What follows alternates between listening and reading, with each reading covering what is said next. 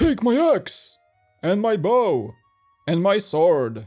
And my wallet, too. And it's not the orcs this time, it's the Rivendell. Hello friends, welcome to the Cool Factor, this is Mike. Today we're heading to Rivendell. I wanna be an elf today, cause this thing is amazing. I literally looked like Gandalf from this scene the moment that I've seen this set this morning. It's beautiful. Okay, Mike, act professionally, not like some fanboy of Lord of the Rings. This is still $500, it's very expensive. Coming to you on March 8th, but the VIP access is gonna be actually on March 5th, 23. 6,167 pieces and 15 minifigures. Thank you very much. On top of having the elves in this set, we have the entire fellowship. We have Frodo, Bilbo, Boromir, Elrond, Arwen, Aragorn, Gimli, Meriadoc and Peregrin, both hobbits.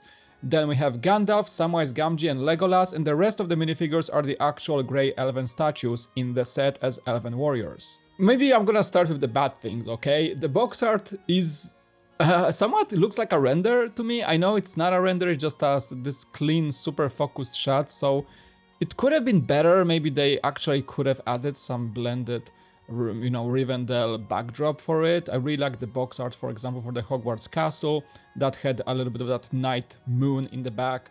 Yeah, moon only comes at night. Mike, sometimes in the day. Anyway, but it had some kind of a, you know, atmosphere to it. This is kind of just elegant black box as Lego goes with icons nowadays. But in this case, in such an iconic, almost legendary comeback of Lord of the Rings. Remember last time we had it?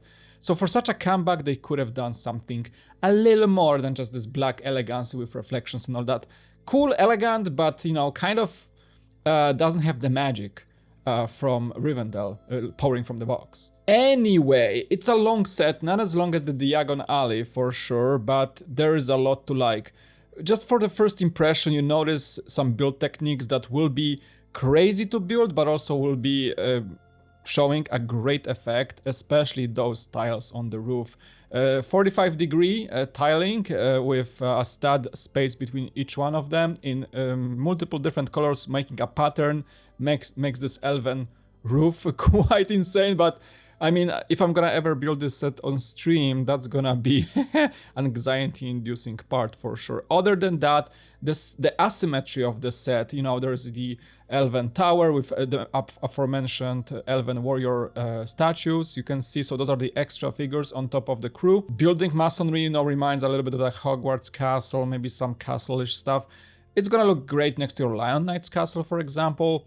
But on top of that, we have a lot of arches, beautiful masonry and detailing for the halls of Elrond, with Elrond's council, by the way, also set. I think there's more pictures on that.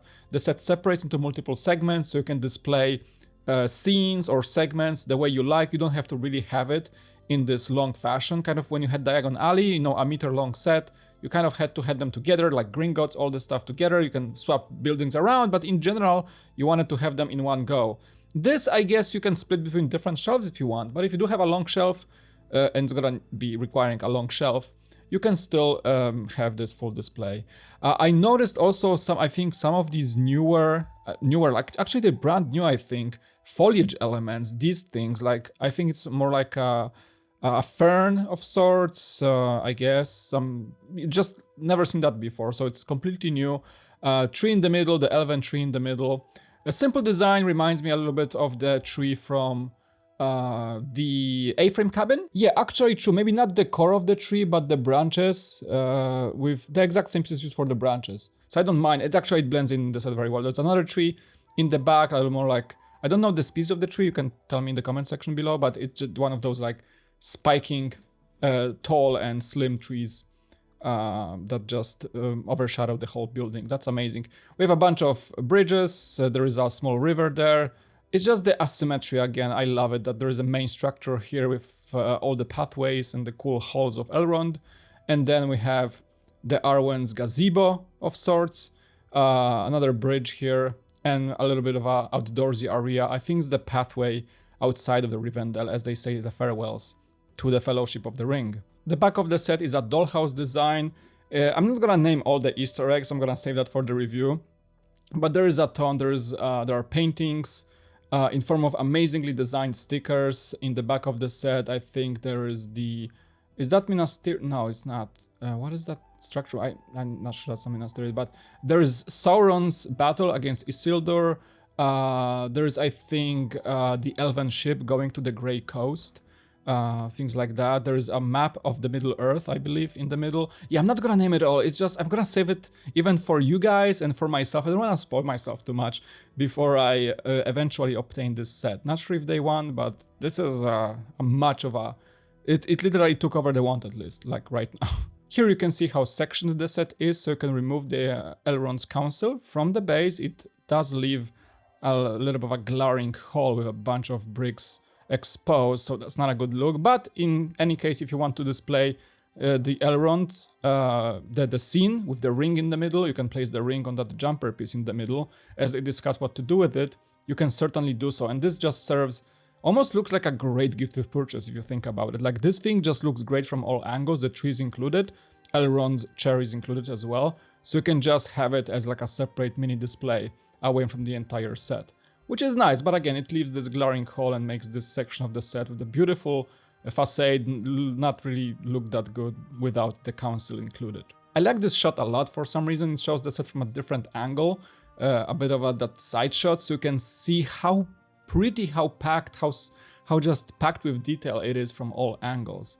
I don't think there is any stone of Rivendell left untouched by the Lego team. By the way, Mike Siaki is involved in this set as well, so if you're still thinking about buying it, consider this. I don't think he was the lead designer, I have to double check that, but he was inside the design team for this. And I'm pretty sure because of that, we're gonna have some amazing build techniques inside the set. Can't wait to just dive into it and find what actually Mike Siaki did with this set. Also, good look at that beautiful design for that gazebo. Look at that cupola. We have like what, white kind of those foliage elements. There is the, I think that's the floating circle thingy from other sets. There's like droid arms, some technique involved, but overall you have this kind of open ornamental design, which is insane. That might be Mike Siaki actually, because he's known for such crazy techniques and stuff like that.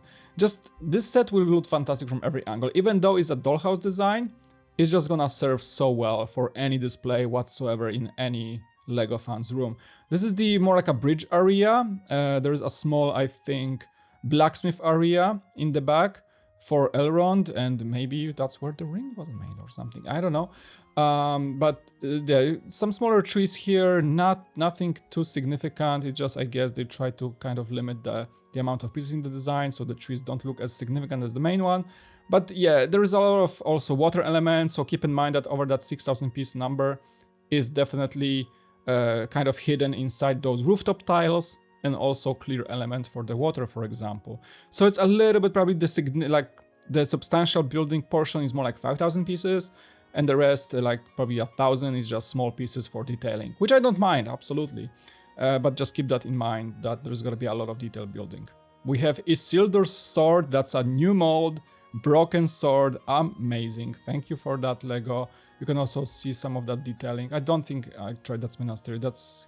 Let me know which city it is. I don't think that's Minas Tirith, so I'm not really sure which one this is. But yeah, I really like this mold here. That shows just the attention of detail to this set. We got the blacksmith area. You can see again those new foliage elements. Great detailing here, using the lot of roots to just root around the structure of the building. There is just entrances, little staircases, detailing upon detailing upon detailing, and I couldn't be happier how it looks.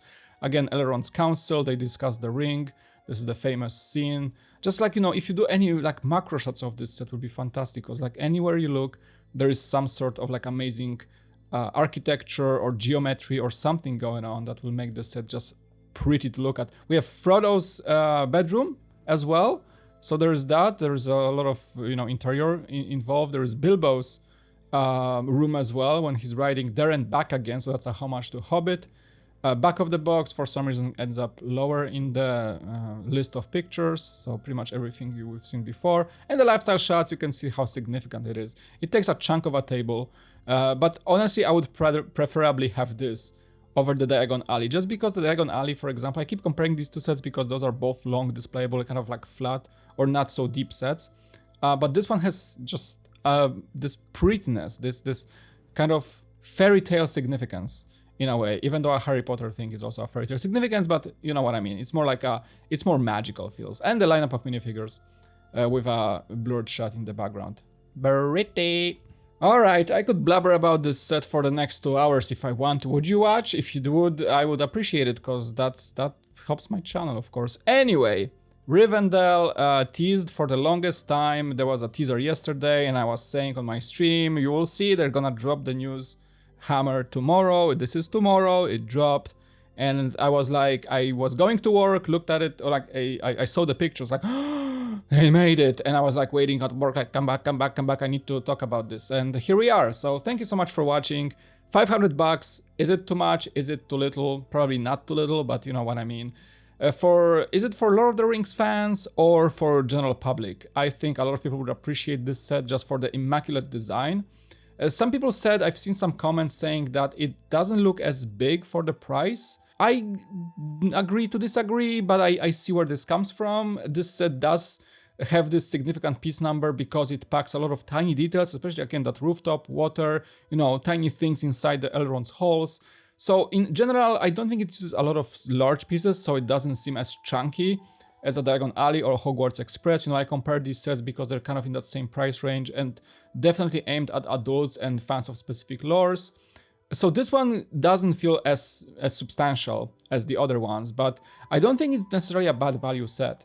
And for Lord of the Rings fans, definitely it's gonna be probably a must purchase. I'm really considering this, and I hope I'm gonna be able to. So watch, subscribe, like, and all that, so I can take the YouTube money and get this thing. All right, thank you so much. It's so expensive. Anyway, thank you so much for watching. As always, hit the like, subscribe. You can check out other videos here of me blabbering about Lego, and also Twitch streams are active again, so I'm building again. Thank you so much for watching. It was Mike, and I'll see you in the next one. Peace out. Goodbye.